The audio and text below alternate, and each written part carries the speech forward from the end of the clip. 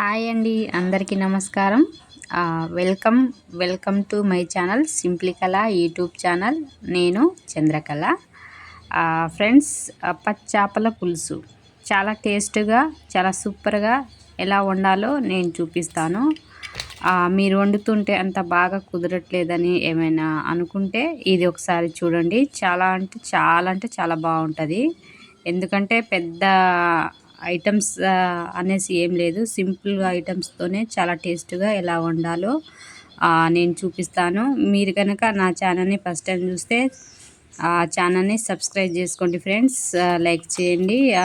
First పచ్చి చేపల్ని తీసుకున్న తర్వాత ఇట్లా ఇంటికాడ వచ్చి ఫస్ట్ స్పూన్తో కానీ గీకేసి, అంటే దాని పొట్టు ఆల్రెడీ వాళ్ళు తీసి ఉంటారు కదా, స్పూన్తో కొంచెం పైన గీకి తర్వాత ఇలాగా నీళ్ళతో మంచిగా ఒక 4-5 సార్లు నీళ్ళతో మంచిగా చేప ముక్కల్ని కడుక్కొని పెట్టుకోవాలి. తర్వాత పసుపు, దీంట్లోకి కారం,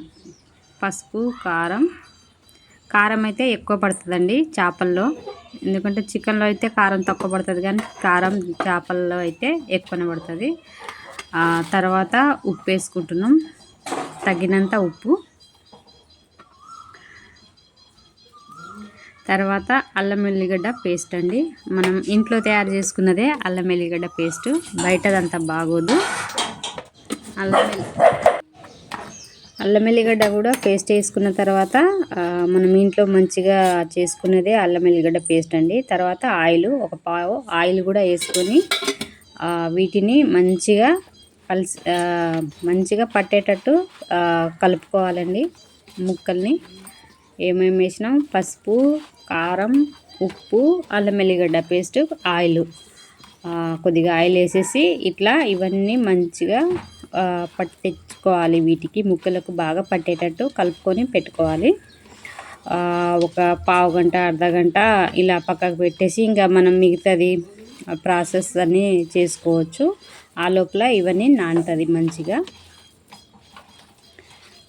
ప్రతి ముక్కకు ఇవన్నీ అంటుకునేలాగా మంచిగా చేతితో ఇలాగా రుద్ది కలుపుకోండి. కారము ఒకవేళ మనకు ఇంకా కావాలనుకుంటాను, చాలకపోతే మళ్ళీ తర్వాత ఉడికేటప్పుడు పెట్టుకోవచ్చు. తర్వాత ఉల్లిగడ్డలండి, ఒక 8 ఉల్లిగడ్డలు, 2 కిలోల చేప ముక్కలండి అవి. 8 ఒక పావు కిలో ఉండొచ్చు, 8 అంటే ఒక పావు కిలో ఉండొచ్చు అండి ఉల్లిగడ్డ. పావు కిలో అంతంతా అందాజా పావు కిలో అనేసి. కానీ ఉల్లిగడ్డ ఎక్కువ వేసుకుంటే మనకు గ్రేవీ థిక్ వస్తుంది, టేస్ట్ కూడా బాగా వస్తుంది. ఎందుకంటే మనం చింతపండు అవి వేస్తాం కదా, ఆ పులుపులో ఈ ఉల్లిగడ్డ చేప ముక్కలు అన్నీ మంచిగా ఉడికి టేస్ట్ బాగా వస్తుంది. ఇగో చింతపండు అండి, ఒక పిడికెడు చింతపండు. ఇది చాలా పుల్లగా ఉందన్నమాట, అందుకు నేను ఒక పిడికెడు వేసుకుంటున్నా. మీది కొంచెం పులుపు తక్కువ ఉంటే ఇంకొంచెం ఎక్కువ వేసుకోండి, పులుపు ఎక్కువ ఉంటే ఇంత సరిపోతుంది 2 కిలోలకు. సన్నగా ఇలా ముక్కలన్నీ కోసుకోవాలి ఉల్లిగడ్డని.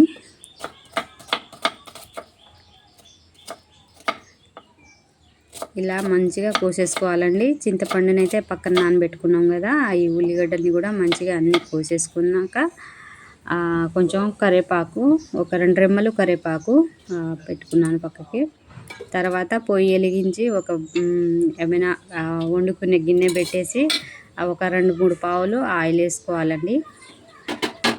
ఆయిల్ అయితే ఇప్పుడు దీంట్లో 2 పావులు వేసిన, ఇందాక చేప ముక్కల్లో 1 పావు, 3 పావులు ఆయిల్ వేసుకొని ఇవి కొంచెం గరం అయినాక మనం రెగ్యులర్గా వేసుకునే తాలింపు గింజలు కొద్దిగా, తర్వాత కొద్దిగా జీలకర్ర, తర్వాత కొంచెం మెంతులు, గింతే మరి ఎక్కువేం అవసరం లేదు, కొద్దిగా.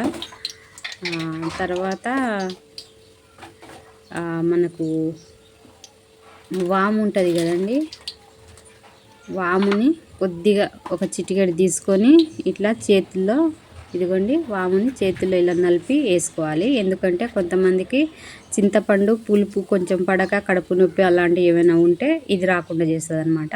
అవి వేసుకున్న తర్వాత మనకు కట్ చేసుకున్న ఉల్లిపాయ ముక్కలు, కరివేపాకు వేసుకోవాలి. ఇవి కొంచెం ఇలా కలుపుకోవాలి.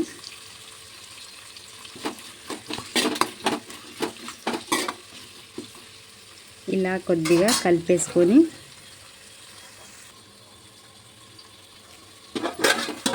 దీంట్లోకి ఎండుమిరపకాయలు ఇప్పుడు వేసుకోవాలండి. ఒక 5-6 ఎండుమిరపకాయలు, ఇంకా ఎక్కువ కూడా వేసుకోవచ్చు. ఎండుమిరపకాయలు వేసుకుంటే తర్వాత బాగుంటుంది, అవి జ్యూస్ గ్రేవీలో మంచిగా ఉడికి మంచిగా ఉంటుంది అన్నమాట. ఇవన్నీ బాగా దూరగా వేయించుకోవాలండి. ఇలాగా మంచిగా వేయించుకోవాలి. ఓకే, ఇలా వేగింది కదా. ఇలా వేగిన తర్వాత చూడండి, ఇలాగా దూరగా వేగాలి. తర్వాత మనం కలిపి పెట్టుకున్న పచ్చాప ముక్కల్ని వేసుకోవాలండి వీటిలోకి.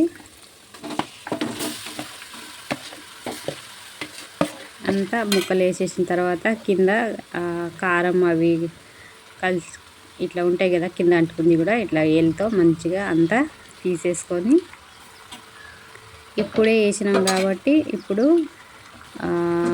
ఒక పట్టుకునేది ఏమైనా తీసుకొని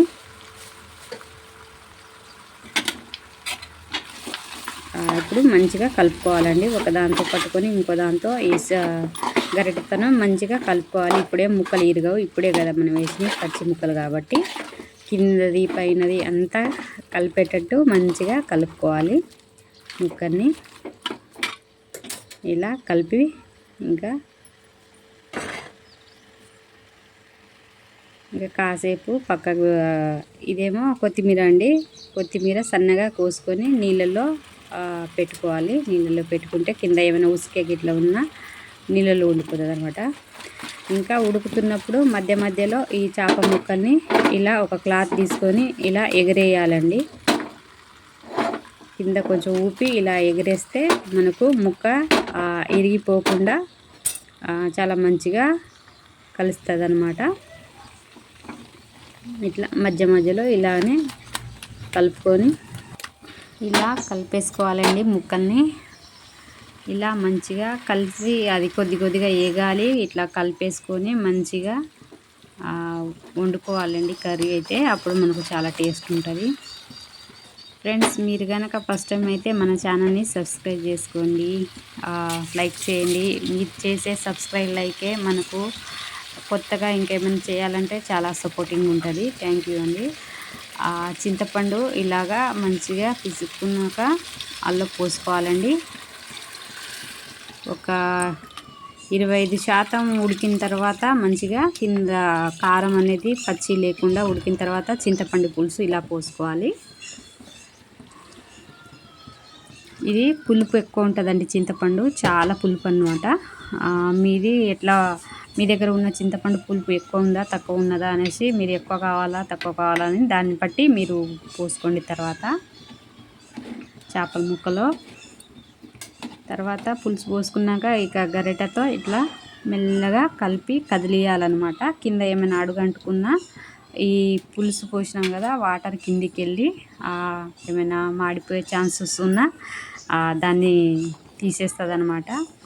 అలా మంచిగా ఉడుకుతున్న తర్వాత ఒక 2 స్పూన్ల ధనియాల పొడి, ఉట్టి ధనియాల పొడేనండి, వేపుకొని మిక్సీకి వేసుకున్న ధనియాల పౌడర్.